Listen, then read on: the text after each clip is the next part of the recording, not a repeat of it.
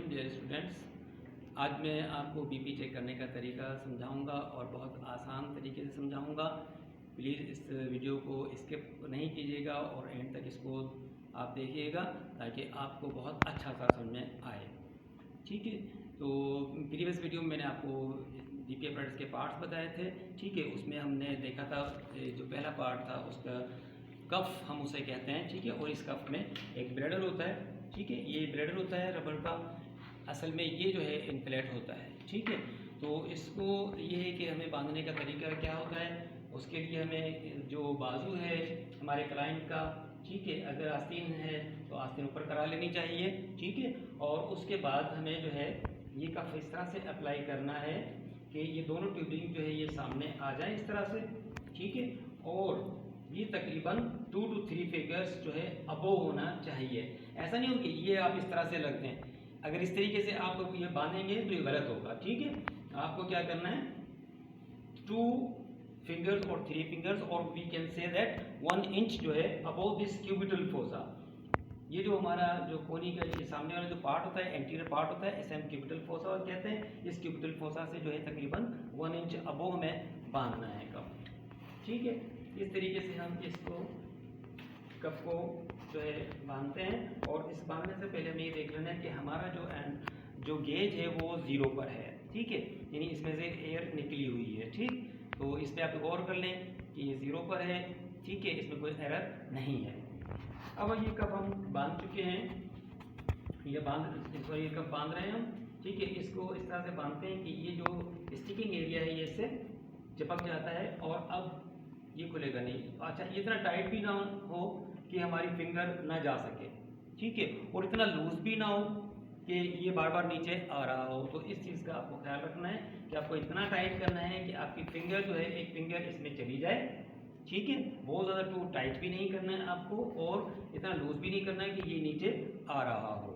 ठीक है, इसे बांधने के बाद हम क्या करते हैं कि ये हमारा जो गेज है, इस गेज को मैंने आपको बताया था इस जगह पर हम बांध देते हैं या इस तरह से इसको हैंग कर देते हैं यहाँ पर। और ये जो है जो बीपी चेक कर रहा है उसके जो है in front of his eyes होना चाहिए, उसकी आंखों के सामने होना चाहिए, क्लाइंट से दूसरी तरफ हो। ठीक है, क्लाइंट को भले नज़र ना आए। ठीक है, उसके बाद हमें क्या करना होता है, ये कप हमने देख लिया, अच्छी तरीके से बांध दिया है। उसके बांधने के बाद हम ये करते हैं कि हमारा स्टेथोस्कोप जो है वो प्रॉपर प्लेस पे हम रखना होता है। और वो स्टेथोस्कोप के लिए प्रॉपर प्लेस जो है पहले हम इसको चेक कर लेंगे। जो मैंने पिछली वीडियो में आपको बताया था कि यहाँ पर जो है ये हमें इसके इस तरह का सिल्वर नज़र आना चाहिए अंदर। अगर इसको हम इस तरह से फोल्ड करते हैं तो क्या होता है कि एयर जो है वो दूसरी तरफ से इन होगी और हमें सही तरह सुनाई नहीं देगी। अगर चेक करना पहले हम चेक कर लें इसको, आया तो इस तरीके से आप इसको स्ट्राइक करके चेक कर सकते हैं। देखें, अगर आप मुझे बहुत अच्छी आवाज़ आ रही थी, लेकिन अगर इस तरह से मैंने किया, अब मैं स्ट्राइक कर रहा हूँ तो मुझे आवाज़ बहुत कम आ रही है। तो इसका मतलब है कि ये इस तरह से हमें रखना है, इस स्टेप को घुमाकर। तो अब ये आवाज़ सही आ रही है। फिर हमें इसे प्रॉपर इन दोनों ट्यूब्स के दरमियान में, और ये भी याद रहे कि आप लोगों को जब मैंने पढ़ाया था उसमें आपको बताया था कि ये जो है हमें स्टेथोस्कोप जो है मीडियल साइड पर रखना है, यानी अंदर की साइड पर रखना है, इस तरफ नहीं रखना है हमें, यहाँ पर इस साइड पे नहीं रखना है। ये लेटरल साइड है, हमें मीडियल साइड पर और इन दोनों ट्यूब्स के दरमियान अगर इस तरह लगा के छोड़ भी दें तो इसमें हमें कोई प्रॉब्लम नहीं होगा, आराम से हम आवाज़ सुन सकते हैं। इसके बाद हमें क्या करना होता है कि अब हम इसको जो हमारा वाल है, ठीक है, इस वाल को हमने क्लॉकवाइज देख लिया कि ये टाइट है। अब हम क्या करेंगे, इसको इन्फ्लेट करना शुरू करते हैं। इन्फ्लेट करने पर देखें आप यहाँ से जो है निडल ऊपर जाना शुरू होगी।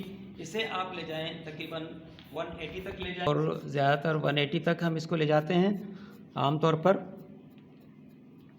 और इसके बाद हम इसको आहिस्ता आहिस्ता, ये वाल देखें आप, इस वाल को हम इस तरह से एंटी क्लॉकवाइज में रिलीज़ करेंगे इसको स्लोली इस तरह से। ठीक है, और अब आप देखें एंड्रॉयड की तरफ, तो इस पे आप देखें कि निडल नीचे आना शुरू है। मैं आवाज़ सुनूंगा कानों में ना,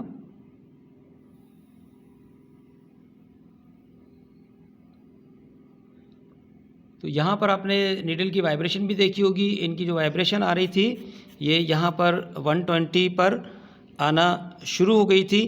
तो यहाँ 120 पर आपको फर्स्ट जो है साउंड सुनाई देगी। इस फर्स्ट साउंड को हम सिस्टोलिक ब्लड प्रेशर कहते हैं, ठीक है।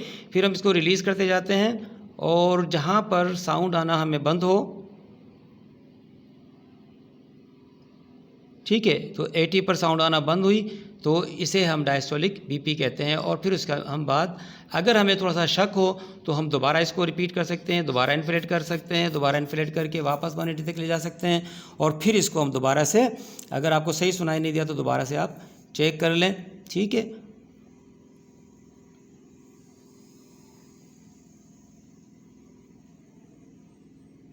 इस तरह से आपको कंफर्म हो गया तो अब आप इसको एयर को रिलीज़ कर दें, ठीक है। और अब ये जो है बीपी आप अपने पास रिकॉर्ड में नोट कर लें। उम्मीद है आपको ये समझ में आ गया होगा। मुझे कमेंट्स में ज़रूर बताइएगा, ठीक है।